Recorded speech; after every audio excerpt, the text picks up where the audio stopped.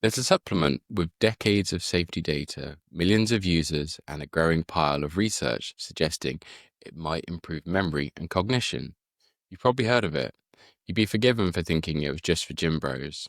Dr. Owen, is creatine actually a nootropic? Heck yeah, it is. That bland white powder that our mum used to get worried sick over, thinking it was evidence we were getting into hard drugs to make gains in the gym, is now something that she and mums the world over are scooping into their morning acai bowls or acai bowls because it keeps on being shown to slightly but repeatedly boost cognitive function, particularly in older individuals across a broad range of studies. But first, the gut check. Before we get into the stiflingly boring weeds of the science, how does this one feel to you, Sam? What a way to sell it. Yeah, mate. So I used to use creatine. I actually stopped though because I read something about hair loss, something I probably should have fact checked myself. Genuinely though, I never once thought about the brain angle, not whilst I was using it or after I stopped using it. But yeah, I mean, in reality though, I didn't feel any dumber after I quit, but perhaps it's just a lack of self-awareness on my part. But tell me, what does the science say? Have I actually been missing out?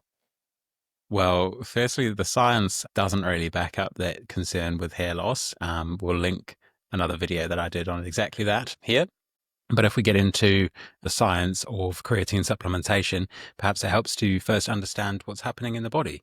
And to do that, basically, it's worth noting what creatine is. It's a naturally occurring compound that the body can make a little bit of, but mostly just lifts from muscles or lean meats that we eat. It's produced of amino acids, but it's not complex and complicated enough in its structure to be a protein. So if you sort of imagine like it's a clump of Lego blocks built from the same Lego pieces as muscle, but without the complexity of, say, having built a Lego Death Star. So what we do find is that vegetarians and vegans tend to outperform their peers in creatine supplementation trials because they tend to have lower creatine stores in their muscles at the start of the trials, and indeed their brains. So creatine's absorbed in the small intestine, circulates through the bloodstream, and gets picked up only by the tissues that have these creatine transport channels that allow uptake of creatine. And so these tissues are muscle, the brain, and the testes. In these places, creatine acts in two ways. Firstly, it draws water towards it. So we know that it has this positive osmotic effect. It's unsurprising to anyone that's ever left the lid off the creatine jar, only to come back and find that their previously fine white powder is now clumped together into a big mass. So that's water vapor being pulled in from the air. And secondly, its main effect is to act as a short-term energy reservoir or battery in the cells that have taken it up. Basically, the creatine molecule finds its way to the mitochondria, or the energy power plants of the cell, where a process of stripping a phosphate ion from a molecule called adenosine triphosphate, or ATP, to make adenosine diphosphate, or ADP, is the process by which usable kinetic energy is transformed from chemical energy stored in cells. Creatine sits around nearby with a weakly held additional phosphate ion and gives it up to the newly created ADP molecule. What do we get if we add a P to ADP? We move it back to being ATP. So now we've got a little bit more chemical energy that we can convert into kinetic energy or movement. So we strip the phosphate ion from this and use up the energy to squeeze out an extra rep or two if it's in our muscles, or an extra rep or two potentially of memory or attention or some other cognitive task in our brains. That is essentially how creatine works. And because the body is constantly cycling out the old and replacing with the new, around 1 to 2% of our creatine stores in the body are converted to creatinine each day, which we then pee out. And as for the brain, well, it's a super energy demanding organ that lights up bright on PET scans that show us the most energy intensive tissues in the body. And this is where we find creatine essentially playing the same role, that of squeezing out that extra rep or two. But like I said, this time it's memory recall or some other energetically demanding cognitive function rather than lifting weights in the muscles. Yeah. So I'm going to stop there for a second, but I wonder, like, you're talking about the brain as if it's a muscle that uses energy. And I'm just going to put it out there, I'm being totally ignorant to the fact that it is like an organ that uses a heck of a lot of energy. So basically, I'm going to hopefully guess where we're going, and you can tell me if I'm right or wrong. Are we effectively saying more energy, better for brain? Yeah, what we have is that we have this basic process of stripping the ATP of one of its P's to make ADP, going on in both aerobic and anaerobic respiration. So that's the slow, reliable one that involves oxygen, and the fast one that doesn't but accumulates things like lactic acid at an increased rate and therefore is not sustainable long term. Like, that's the basic energy transformation that goes on to allow us to use energy. And it's happening in the brain a lot. And so having available stores of extra phosphate ions that can help us have more ATP available means we've got more energy available for performing tasks, which is essentially what it boils down to. Yeah. So, okay, tell me then, Owen, what's the verdict? Is this all legit? Does creatine actually help? Yeah, so I guess that's just a plausible mechanism that we've laid out for that's how it works. And so it would sort of follow that it would work, given that we know that it's taken up selectively by these tissues and we know its role in energy accessibility. But the question is, like you said, does it actually? And actually, this one is legit, not my opinion. Instead, it's the consensus of most of the scientific and medical establishment efforts to research creatine and cognition. How can I say that? Well, we've got two papers, both links down below. The first of which was a systematic review of randomized control trials studying creatine's effects on memory in healthy adults back in 2023. And it found across 10 studies looking at the effects of creatine on memory, an overall small effect size of a standardized mean difference of 0.29, favoring creatine supplementation over placebo. So that's researcher gibberish for when we try and figure out a way of looking at how effective something is across different studies with different measures and ways of calculating effects. That's what we come to.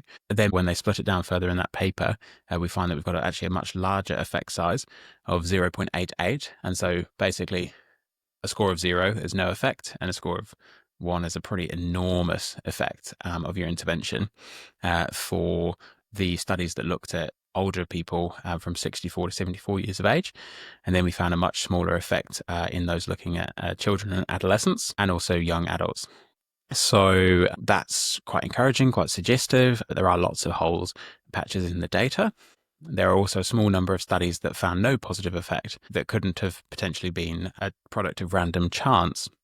In fact, the review paper does go on to say that actually there's some bias and some sorting issues, and there's a small to medium amount of moderate quality data, basically, but it's all mostly pointing in a favorable direction. And there's also a second paper just looking at creatine supplementation or a high creatine content diet and its performance effects on cognitive tasks like memory and attention in the elderly. And quite interestingly, when they ask people questionnaires basically about whether or not they have a high or low creatine diet and then set them cognitive tasks, those with a higher creatine diet tend to outperform those with a lower diet. There might be some confounding factors like maybe it's because they're wealthier and they can afford meat, and maybe they can also afford other things, or there's other components of the meat that are also giving them a cognitive boost compared to those not eating a high creatine diet. But quite encouraging, really.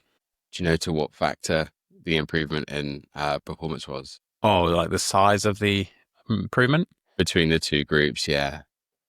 Yeah, that's kind of what I was trying to get to. The meaningfulness of the results are pretty hard to draw out because people are being asked to perform a specific cognitive task set that's not real life, basically. So to extrapolate how useful it is out is really hard. The effect sizes on average are roughly about the same as performing physical exercise in terms of cognitive boost.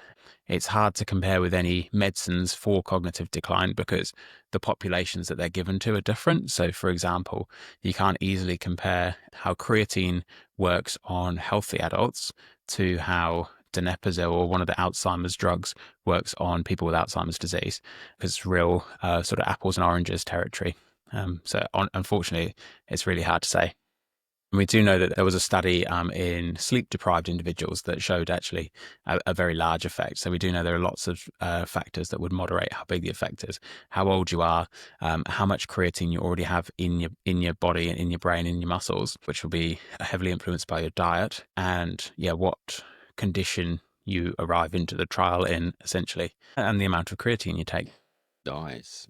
Um, if there's something real here, what's the minimum effective dose? Yeah, good question. So this stuff is really well studied and very safe. Typically, what we're trying to do is we're not trying to surge creatine in around a particular activity in the way that you might use caffeine for its nootropic effects. Instead, we're trying to build up brain levels of creatine and maintain saturation, basically. And that's typically achieved for those of us that don't want to do a loading phase of 3 or 4 scoops, 15 to 20 grams a day, which people can find a little bit upsetting on the gastric system. Those of us that are just going to do 1 scoop of 3 to 5 grams typically reach saturation in about 4 weeks or less. So a single scoop daily for 3 to 4 weeks usually gives you the maximal benefit, which is not quite what you asked, but yeah, it's a small amount daily. Okay, that's very reasonable. I need to do that. In fact, now I know I'm not going to lose my hair. Yeah, well, again, like I said, we've got a whole other video on that. But I think it's worth knowing that basically it's been around for 40 odd years, hundreds of millions, billions of scoops of it have been ingested. It's been studied really extensively. It doesn't screw with your kidneys, but it does potentially screw with the way that your doctor might be monitoring your kidneys. So there would be reasons for caution if you do have kidney disease. But basically, if you can find an adequate workaround to monitor that in a different way, it shouldn't really hold you back. And yeah, reliably, repeatedly across most studies, people are getting small, consistent signals that a little bit of creatine each day is going to have a little boost to your cognitive function, particularly in the older population. And I think really the paradigm shifted, like you were saying. When you would have thought about creatine, you wouldn't have thought about it as a nootropic, even at all. You would have thought about it as a muscle supplement for the gym. And it sort of recalls a little bit reading Dan Carter, the great All Black Number 10's autobiography, in which he spoke about at the start of his career. Essentially, nobody would see a performance psychologist. And if you did see one, all your teammates would sort of look at you funny, give you the side eye, and wonder either quietly or quite loudly what was wrong with you. But by the end of his playing career, because performance psychologists had proven their worth and were delivering robust, measurable performance benefits to those that were working with them, the question flipped entirely, and everyone in the All Blacks setup, and indeed most of professional rugby, was seeing a performance psychologist. And the question became, what is wrong with you that would prevent you from seeing a psychologist? As the data continues to pour in, creatine, I think, is going to transform from beloved, somewhat niche gym supplement to common kitchen pantry item that lots of us are reaching for. I think we need to invest in creatine, mate. This sounds like the wonder drug.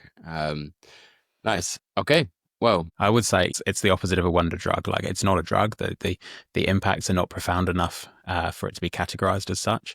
It's just like solid and reliable, and it's almost as widely applicable as saying, oh, having protein in your diet would be quite useful because your muscles are made of it. It's like, oh, having creatine in your diet is quite useful because your muscles and your brain, in small part, run on it. nice. All right. Well, in that case, then I won't expect the what's that limitless feeling. But yeah, cool. Okay. Have you got any homework for me? Yeah, mate. I think that you could track your hair loss or shedding for a month without creatine and then take it for a month and track to see if you notice any differences. And the reason that I'd suggest this is that I have a hunch that what's going on to create that fear around creatine and hair loss is that most people don't realize that we do shed hairs at a rate of around 100 hairs per day, always, because there's a sort of growth cycle going on all the time. And they start taking creatine and they've heard about this hair loss thing, which has never been proven in scientific research, and only once studied directly. And the one study showed no link. Basically, they start monitoring their hair and they start freaking out that shedding hairs, which is a natural part of a cycle that's going on, is signs that what they're taking is causing the hair to fall out. So yeah, I would say track your hair shedding, track how many hairs you're losing and hopefully replenishing without creatine, then take the creatine and see if there's a noticeable difference.